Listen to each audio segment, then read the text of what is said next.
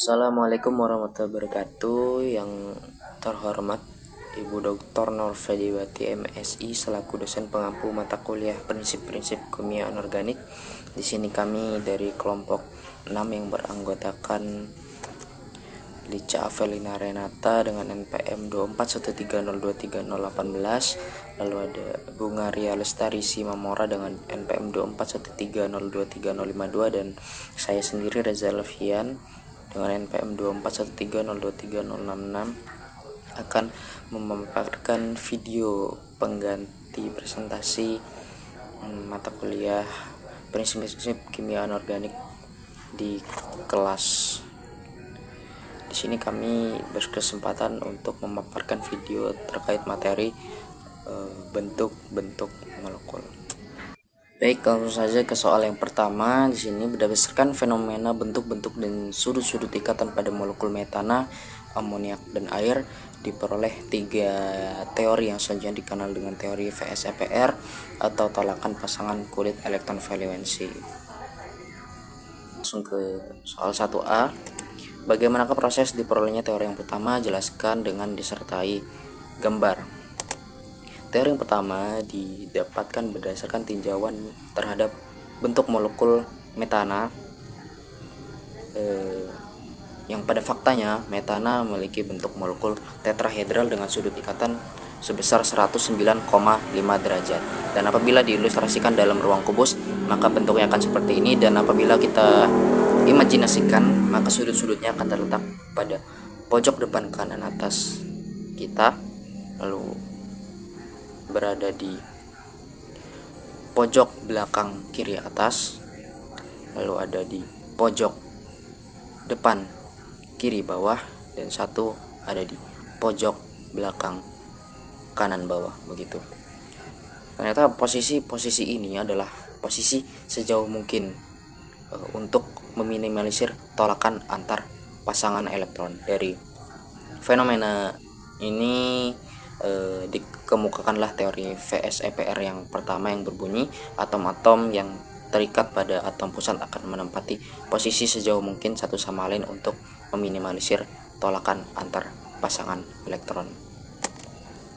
Di sini ada contoh molekul tetrahedral di mana sama pada atom pusatnya memiliki 4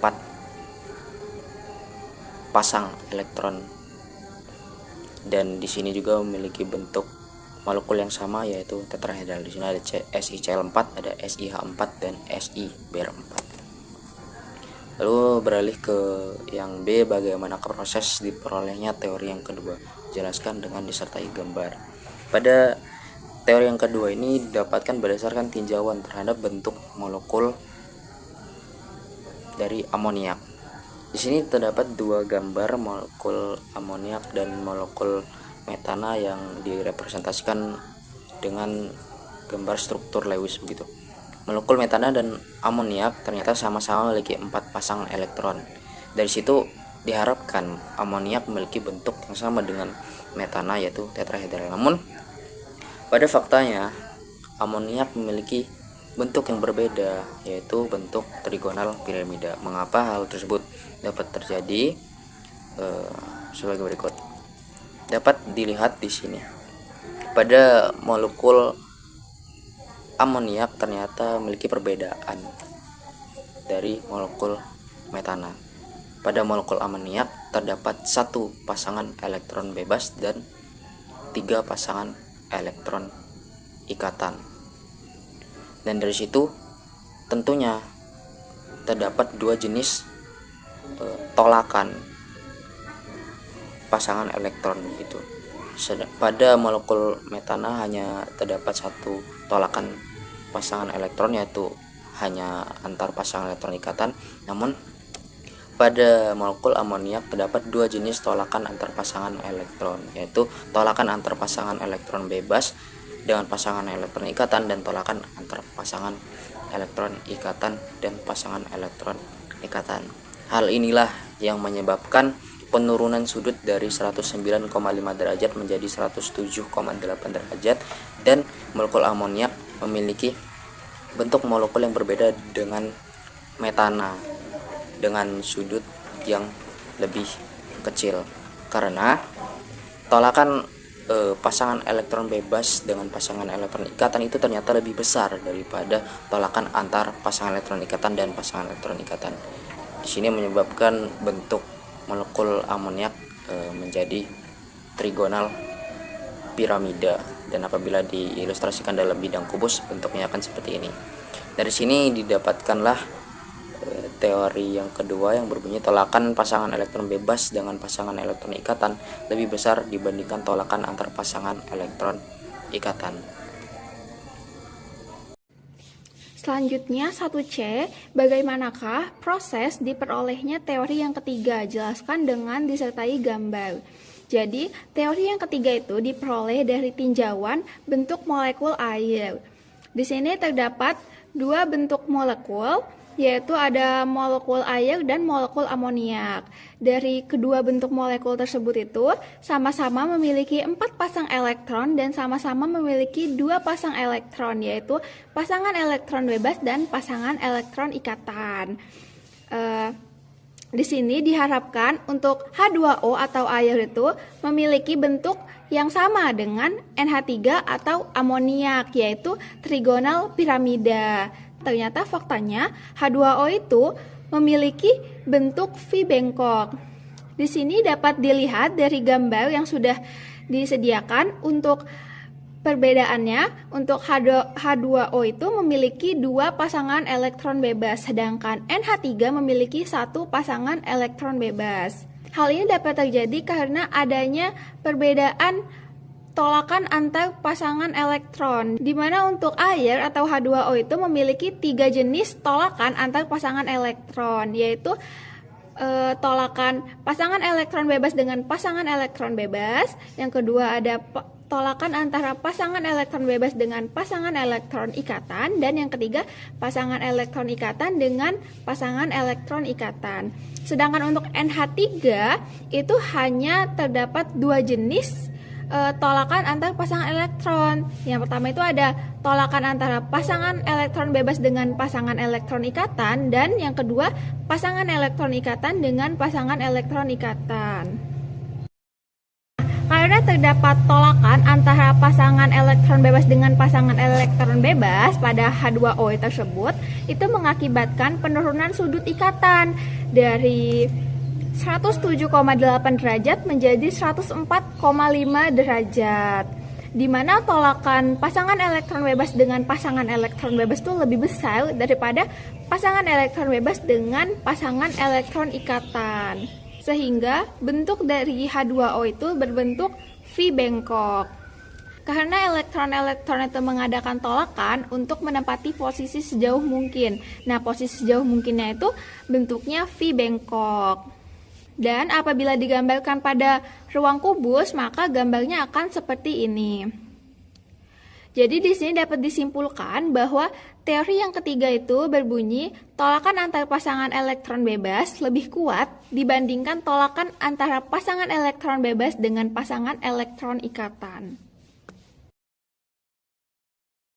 Lalu di sini ada contoh molekul bentuk bengkok. Yang pertama itu ada sulfur diklorida, ada oksigen difluorida, dan oksigen diklorida.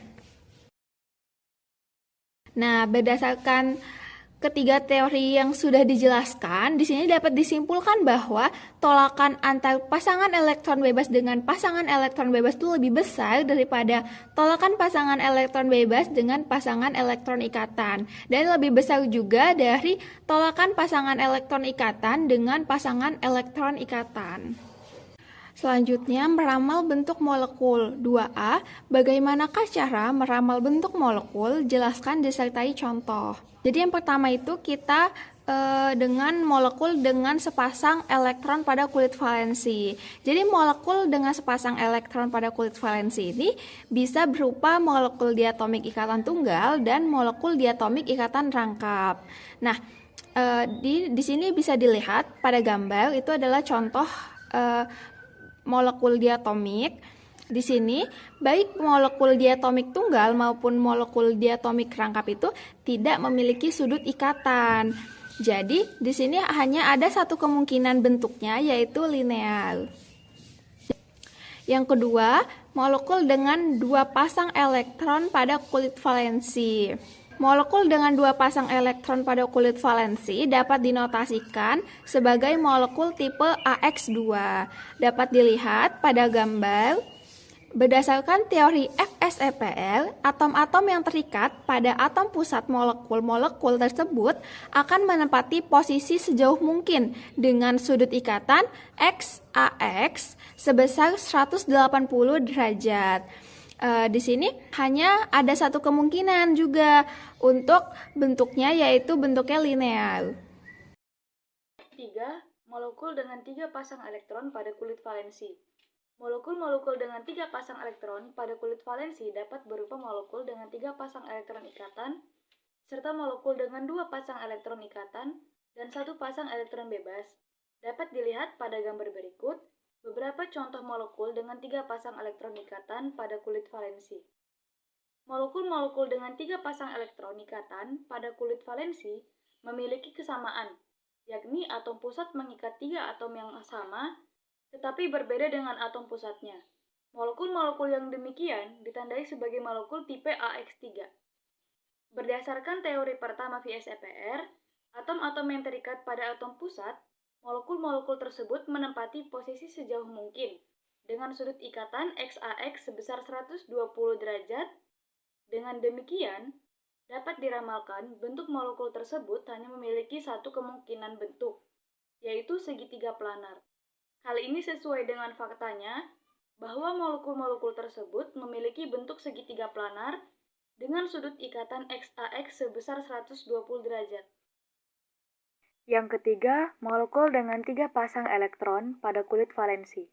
Molekul-molekul dengan 3 pasang elektron pada kulit valensi dapat berupa molekul dengan 3 pasang elektron ikatan, serta molekul dengan 2 pasang elektron ikatan dan 1 pasang elektron bebas. Dapat dilihat pada gambar berikut, gambar SO2, yaitu contoh molekul dengan 2 pasang elektron ikatan dan 1 pasang elektron bebas pada kulit valensi. Molekul dengan 2 pasang elektron ikatan dan 1 pasang elektron bebas pada kulit valensi ditandai sebagai molekul tipe AX2E1. Berdasarkan teori kedua VSEPR, adanya pasangan elektron bebas akan mengakibatkan tolakan pada pasangan elektron ikatan yang lebih besar dibandingkan dengan tolakan antar pasangan elektron ikatan. Berdasarkan hal tersebut, diramalkan molekul dengan tipe AX2E1 seperti contoh di SO2 memiliki bentuk menyerupai V dengan sudut ikatan AX lebih kecil dari sudut ikatan pada bentuk molekul segitiga planar, yakni kurang dari 120 derajat. Hal ini sesuai dengan faktanya bahwa molekul SO2 memiliki bentuk menyerupai huruf V dengan sudut ikatan XAX sebesar 119,5 derajat. Keempat, molekul dengan 4 pasang elektron pada kulit valensi. Molekul-molekul dengan 4 pasang elektron pada kulit valensi dapat berupa molekul dengan 4 pasang elektron ikatan, molekul dengan 3 pasang elektron ikatan, dan 1 pasang elektron bebas, serta molekul dengan 2 pasang elektron ikatan dan 2 pasang elektron bebas. Dapat dilihat pada gambar berikut, contoh molekul dengan 4 pasang elektron ikatan pada kulit valensi. Molekul-molekul dengan 4 pasang elektron ikatan pada kulit valensi memiliki kesamaan, yakni atom pusat mengikat 4 atom yang sama, tapi berbeda dengan atom pusatnya. Molekul-molekul yang demikian ditandai sebagai molekul tipe AX4. Contoh molekul tipe AX4 dengan bentuk dan besar sudut ikatan dapat dilihat pada contoh berikut: CH3, CCl3, SiCl4. Molekul-molekul ini analog dengan molekul metana. Berdasarkan teori pertama VSEPR, atom-atom yang terikat pada atom pusat, molekul-molekul tersebut menempati posisi sejauh mungkin, seperti orientasi pada molekul metana dengan sudut ikatan XAX 109,5 derajat. Hal ini sesuai dengan faktanya bahwa molekul-molekul tersebut memiliki bentuk tetrahedral dengan sudut ikatan XAX sebesar 109,5 derajat. Selanjutnya, perhatikan gambar berikut. Berikut contoh molekul dengan 3 pasang elektron ikatan dan sepasang elektron bebas pada kulit valensi. Molekul dengan 3 pasang elektron ikatan dan 1 pasang elektron bebas pada kulit valensi ditandai sebagai molekul tipe AX4E1. Molekul-molekul tersebut analog dengan molekul amoniak. Berdasarkan teori kedua VSEPR, adanya pasangan elektron bebas akan mengakibatkan tolakan pada pasangan elektron ikatan yang lebih besar dibandingkan dengan tolakan antar pasangan elektron ikatan seperti orientasi pada molekul amoniak dengan sudut ikatan XAX sebesar 107,3 derajat. Hal ini sesuai dengan faktanya bahwa molekul-molekul tersebut memiliki bentuk trigonal piramida atau piramida segitiga. Akan tetapi, besarnya sudut ikatan XAX berbeda-beda. Misalnya NF3 109,5 derajat, PH3 92,3 derajat, PCl3 100,3 derajat. Selanjutnya, molekul dengan 2 pasang elektron ikatan dan 2 pasang elektron bebas pada kulit valensi ditandai sebagai molekul tipe AX2E2. Dapat dilihat pada gambar, contohnya yaitu ClOCl, HSH, HSEH. Molekul-molekul tersebut analog dengan molekul air H2O. Berdasarkan teori ketiga VSEPR, antar pasangan elektron bebas mengadakan tolakan dengan gaya tolakan yang lebih besar dibandingkan tolakan antara pasangan elektron bebas dengan pasangan elektron ikatan dan tolakan antar pasangan elektron ikatan seperti orientasi pada molekul air. Dengan sudut ikatan XAX sebesar 104,5 derajat. Hal ini sesuai dengan faktanya bahwa molekul-molekul tersebut memiliki bentuk menyerupai. Akan tetapi, besarnya sudut ikatan XAX berbeda-beda, yaitu sudut ikatan ClOCl sebesar 111 derajat, sudut ikatan HSH sebesar 92 derajat, dan sudut ikatan HSEH sebesar 91 derajat. 2B, bagaimanakah perlakuan untuk molekul dengan ikatan rangkap? Jelaskan. Jadi, berdasarkan teori FSEPR, memperlakukan ikatan rangkap itu sama seperti ikatan tunggal. Jadi, setiap elektron, baik itu ikatan tunggal, ikatan rangkap 2, maupun ikatan rangkap 3 itu dianggap sebagai satu domain, sehingga memiliki perlakuan yang sama. Di sini terdapat tabel bentuk molekul berdasarkan jumlah pasangan elektron. Selanjutnya, teori hibridisasi. 3. Bagaimanakah proses kemunculan teori hibridisasi? Berdasarkan gambar di atas, berdasarkan teori ikatan valensi, apabila orbital atom C dan orbital atom H itu berinteraksi, dan itu tuh maka dihasilkan hidrida karbon CH2. Nah, ternyata faktanya itu CH2 itu tidak eksis di alam, melainkan adanya molekul CH4 yang eksis di alam dan yang paling stabil. Nah, teori ikatan valensi itu tidak dapat menjelaskan fenomena ini, sehingga akhirnya Pauling ini mengemukakan gagasannya yang kemudian dikenal dengan teori hibridisasi. 4. Hibridisasi sp3 pada molekul metana, amoniak, dan air, sp2, sp, sp3d, serta sp3d2. A. Bagaimanakah proses pembentukan orbital hibrid sp3 pada molekul metana? Jelaskan dengan disertai visualisasi berupa gambar atau animasi. Akan dijelaskan pada slide berikutnya. Dapat dilihat pada gambar konfigurasi tersebut, gambar A menunjukkan konfigurasi dalam keadaan dasar dan terisolasi. Satu elektron yang berada dalam orbital 2s dipromosikan ke orbital 2p yang belum terisi elektron pada gambar B. Agar orbital 2s dan 2p dalam kondisi degenerate, energi orbital 2s naik dan energi orbital 2p turun. Dalam keadaan degenerate, 1 orbital 2s dan 3 orbital 2p mengalami hibridisasi, sehingga menghasilkan 4 orbital hibrida sp3 yang masing-masing terisi 1 elektron. Pada gambar tersebut, 4 orbital hibrida sp3 hasil hibridisasi 1 orbital 2s dan 3 orbital 2p dalam keadaan degenerate. Keempat orbital hibrid sp3 yang berisi masing-masing 1 elektron tersebutlah yang selanjutnya berinteraksi dengan 4 orbital 1s dari atom H yang masing-masing berisi 1 elektron pula. Orbital-orbital tersebut mengalami tumpang tindih, menghasilkan ikatan sigma sp3s dan membentuk molekul CH4 dengan bentuk tetrahedral seperti gambar berikut. Selanjutnya, bagaimanakah perhitungan energi orbital hibrid? Khususnya untuk hibridisasi sp3, kita dapat melihat pada grafik berikut. Pada proses hibridisasi, orbital 2s dan 2p yang memiliki perbedaan energi sebesar delta E akan bergabung membentuk 4 orbital baru yang setingkat atau degenerate. Karena ini adalah sp3, maka komposisinya terdiri dari 25% karakter S dan 75% karakter P. Dapat kita lihat, delta E sama dengan energi 2P dikurang energi 2S. Energi 2P sama dengan delta energi ditambah energi 2S.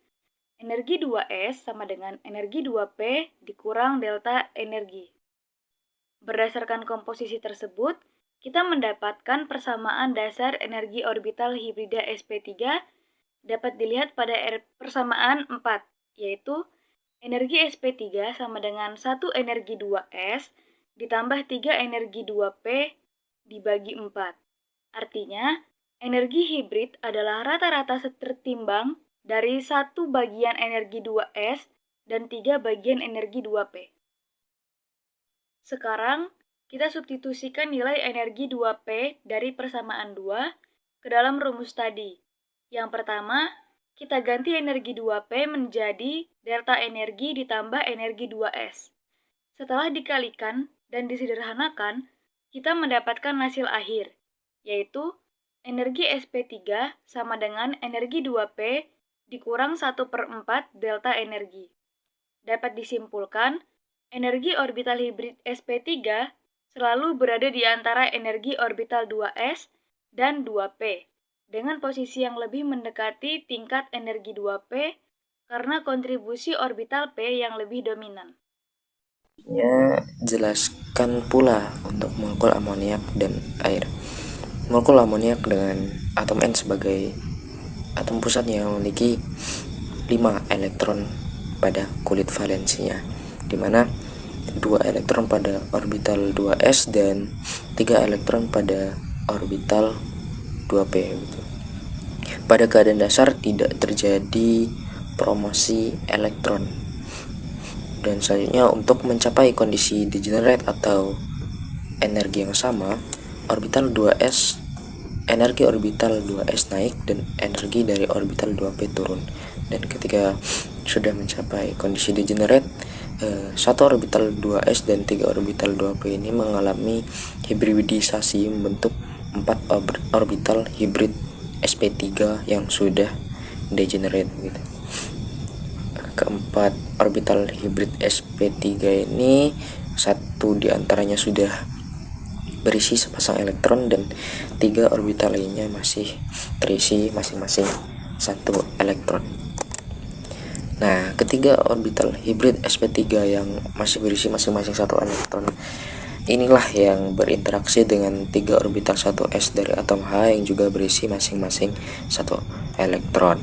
Orbital-orbital tersebut bertumpang tindih dan membentuk molekul NH3 dengan bentuk trigonal piramida dengan sudut ikatan HNH sebesar 107,3 derajat. Selanjutnya, molekul air dengan atom oksigen sebagai atom pusatnya memiliki 6 elektron valensi, di mana 2 elektron berada pada orbital 2s dan 4 elektron berada pada 3 orbital 2p. Pada mulanya juga pada keadaan dasar tidak terjadi promosi elektron. Lalu untuk mencapai kondisi degenerate, energi orbital dari 2p turun dan energi orbital dari 2s naik. Selanjutnya 1 orbital 2s dan 3 orbital 2p ini mengalami hibridisasi membentuk 4 orbital hibrid sp3 yang sudah degenerate. Keempat orbital hibrid sp3 ini 2 orbital sudah berisi masing-masing sepasang elektron dan 2 orbital lainnya masih berisi masing-masing 1 elektron.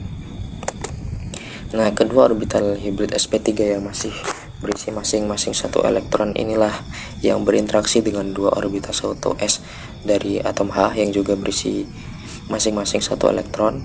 Nah, orbital-orbital tersebut bertumpang tindih dan membentuk molekul H2O yang dengan bentuk V bengkok dan sudut HOH sebesar 104,5 derajat. Berikut ini bentuk molekulnya. Lalu selanjutnya jelaskan pula untuk hibridisasi sp2, sp, sp3d serta sp3d2. Yang pertama kita jelaskan mengenai hibridisasi sp2.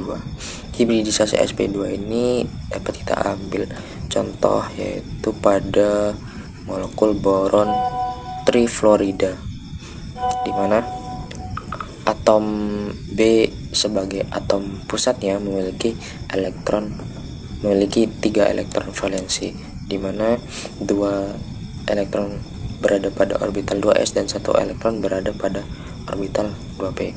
Mulanya pada keadaan dasar terjadi promosi elektron, di mana satu elektron dari orbital 2s dipromosikan ke 1 orbital 2p. Selanjutnya, untuk mencapai kondisi degenerate, energi orbital dari 2s naik dan energi orbital dari 2p turun.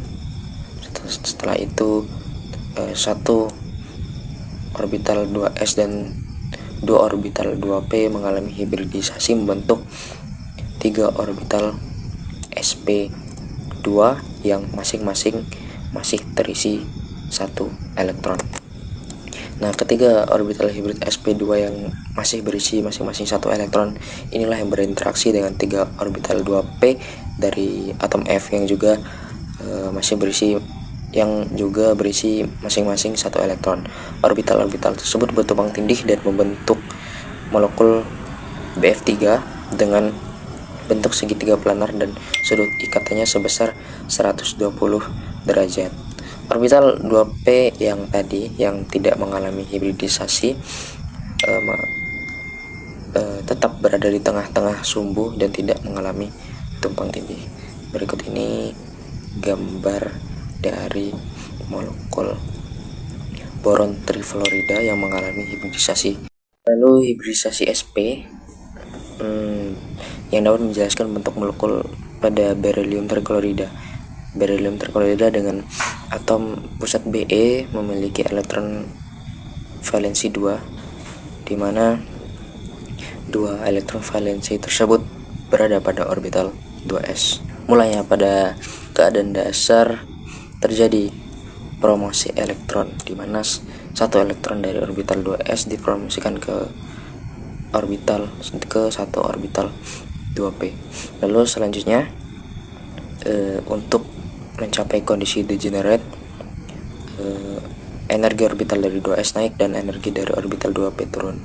Lalu 1 orbital 2s dan 1 orbital 2p mengalami hibridisasi membentuk 2 orbital hibrid sp yang sudah dalam kondisi degenerate. Terbentuk 2 orbital hibrid sp yang masing-masing masih terisi 1 elektron.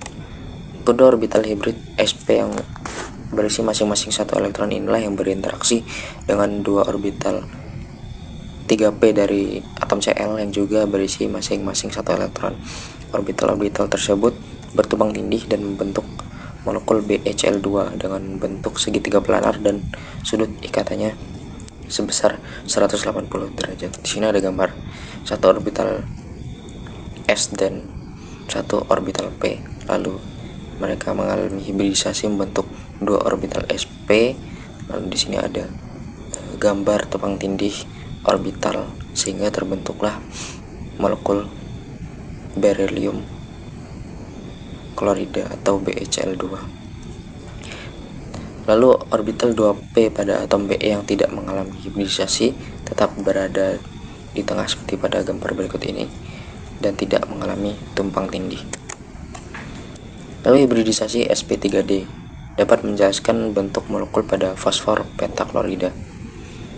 Atom P sebagai atom pusat memiliki 5 elektron valensi, di mana diantaranya 2 elektron berada pada orbital 3s dan 3 elektron berada pada orbital 3p. Mulanya pada keadaan dasar terjadi promosi elektron, di mana satu orbital 3s akan terpromosikan ke satu orbital 3d.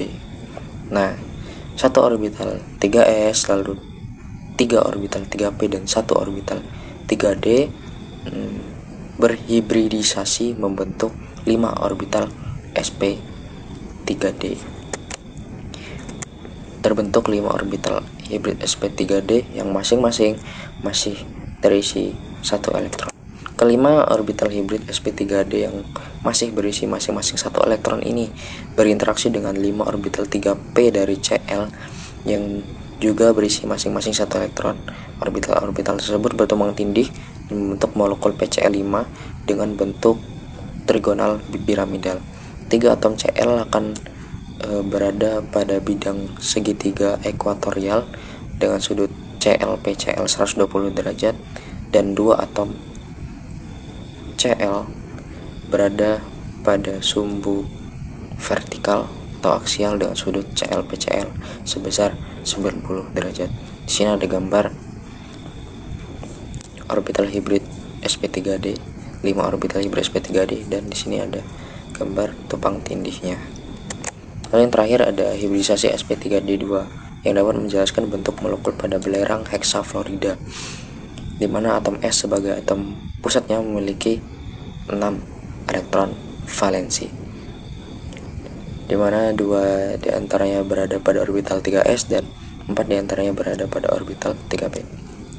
Pada keadaan dasar terjadi promosi elektron, di mana satu orbital 3s dipromosikan ke orbital 3d dan satu elektron pada orbital 3p dipromosikan ke